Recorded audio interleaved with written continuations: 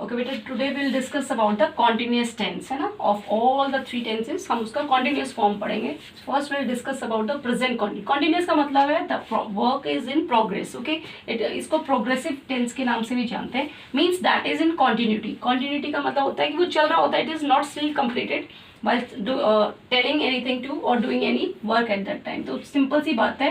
Present continuous tense का formation का एक रूल होता है. सब्जेक्ट, अगर सिंपल आप कोई भी पॉजिटिव सेंटेंस बनाते हो, subject is the doer of the action as I told you earlier in the formation of indefinite tense too, right. Then helping verb, आप देखिए कॉन्टिन्यूस में पहले हेल्पिंग वर्ब आएगा सब्जेक्ट के हिसाब से. Then I let you know किसके साथ. अगर subject, if the subject is he, she and it and singular noun, है ना.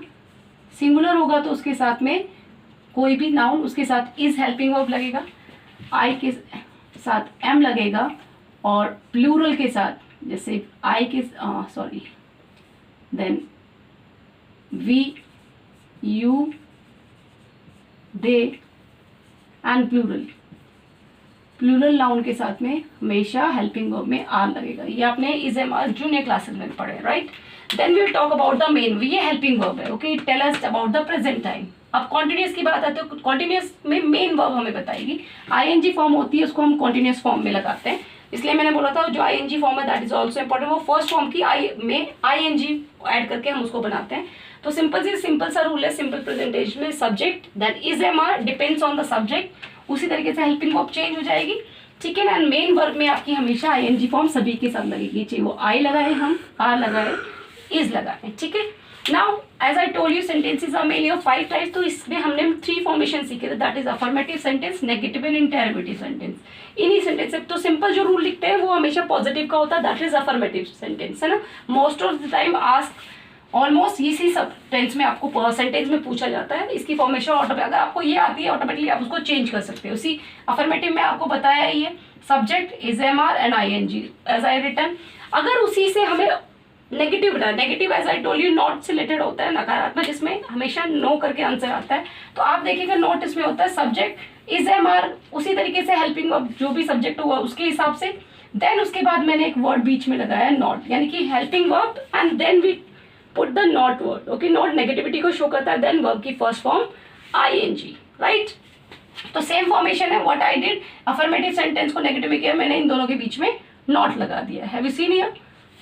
Now how to form the interrogative sentence. Interrogative को हम क्वेश्चन सेंटेंस कहते हैं, in which we ask the question. अब क्वेश्चन पूछने के लिए सिंपल सा रूल है, आपकी जो हेल्पिंग वर्ब है that always takes comes before, just before the subject, है ना. उसका प्लेस हमेशा आगे आ जाता है सब्जेक्ट से.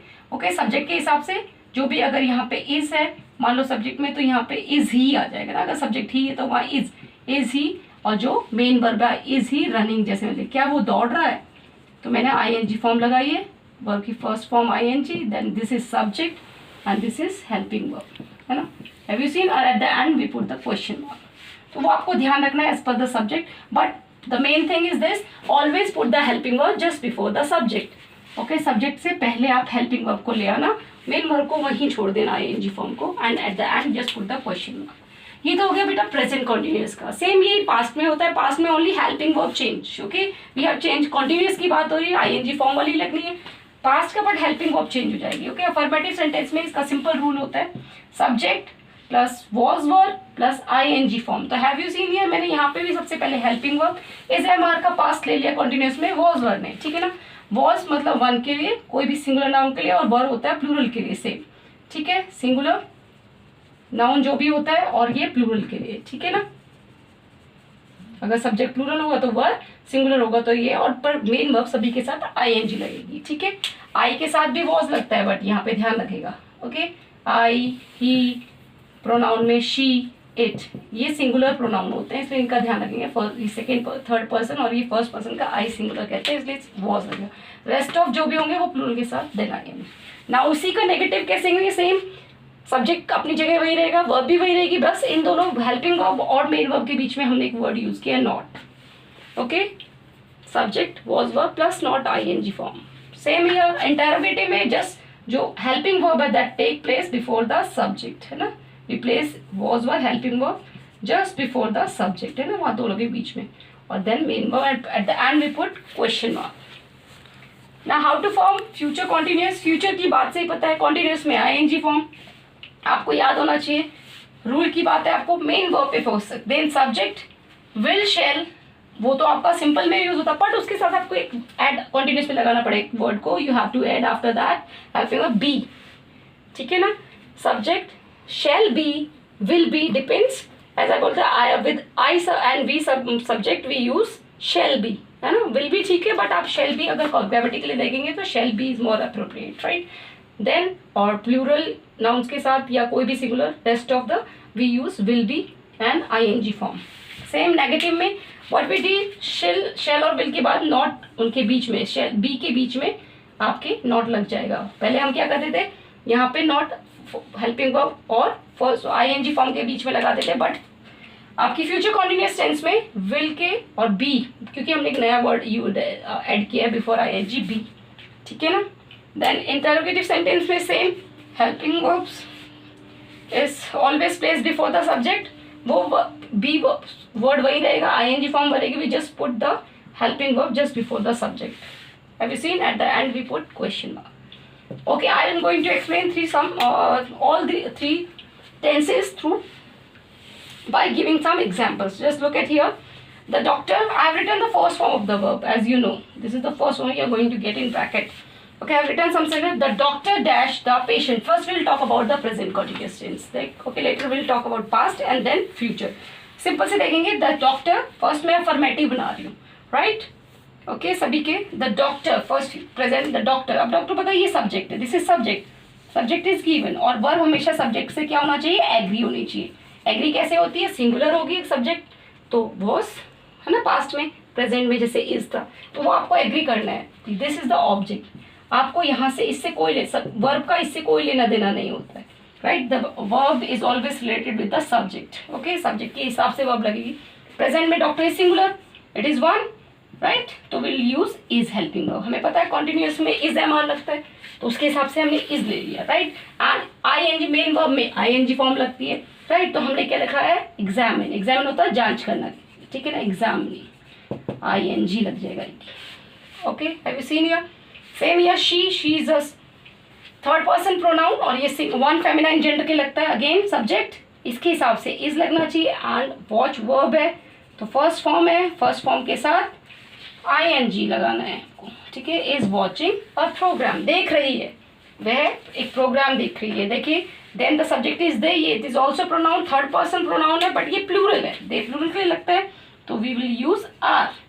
And then the verb is make, तो verb will become making, right, a new plan, वे नया प्लान बना रहे हैं, योजना बना रहे हैं, ठीक है। The birds have, the next sentence, the birds, देखिए प्लूरल है, बर्ड्स के तरीके से, तो आपने देखा ये प्लूरल है, प्लूरल के लिए हम लगाएंगे are flying in the sky, okay, पक्षी आसमान में उड़ रहे हैं, ठीक है। एंड आई अगर प्रोनाउन में आपका subject as a I pronoun है, तो आपको पता है आई के साथ एम लगता है, ये एक्सेप्शनल केस है, ठीक है ना। और I am telling you a story, मैं आपको एक स्टोरी बता रही हूँ या सुना रही हूँ, ठीक है।